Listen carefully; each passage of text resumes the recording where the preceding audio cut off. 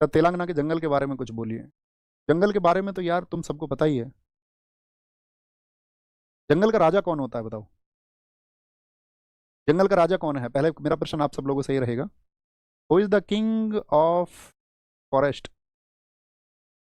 जंगल का राजा शेर। जंगल का राजा शेर।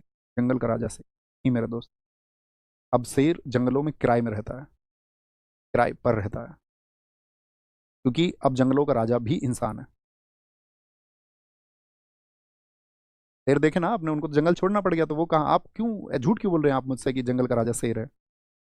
अब जितने जो फॉरेस्ट काटे जाते हैं दरअसल में, हम सब तुम बहुत बात कर सकते हैं प्रकृति को संरक्षित रखने की, और सबसे बड़ी बात क्या है कि प्रकृति को संरक्षित रखने की बात जब हम करते हैं, और ये बात मैं आपसे इस समय एसी में खड़े होकर कर रहा हूँ, एसी में, जो कि पर्यावरण पर प्रभाव डाल रहा है,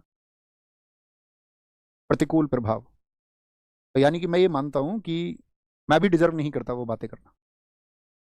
हाँ, मैं आपको अगर किसी पेड़ के नीचे बैठ के पढ़ा रहा होता तो शायद मैं उस तरह की बातें करता हुआ बहुत अच्छा लगता, लेकिन दोस्त हम तुम हम सब इसी में शामिल हैं। हम अच्छी बातें लिख सकते हैं, हम विरोध कर सकते हैं, विरोध होना भी चाहिए जब जंगलों को काटा जाता है, लेकिन कहीं ना कहीं मतलब हमको दिखता नहीं है, अप्रत्यक्ष रूप से हम तुम भी उसमें शामिल है या नहीं है? आप बताओ, आपको क्या लगता है? आपके घर अगर आप एक फ्रिज का इस्तेमाल कर रहे हैं तो आप पर्यावरण प्रतिकूल कार्य कर रहे हैं, वहां भी आपका बहुत सारी चीजें नष्ट हो रही हैं। अब टेक्नोलॉजी का जितना भी इस्तेमाल कर रहे हैं, आप गाड़ी का इस्तेमाल कर रहे हो, चाहे आप बाइक का इस्तेमाल कर रहे हो, तो वहां भी तो नुकसान ही हम लोग कर रहे हैं। तो इसका मतलब है कि जिसको हम कह रहे हैं कि भाई औद्योगिक क्रांति हुई, तो औद्योगिक क्रांति तो नुकसान पहुंचाएगी ना।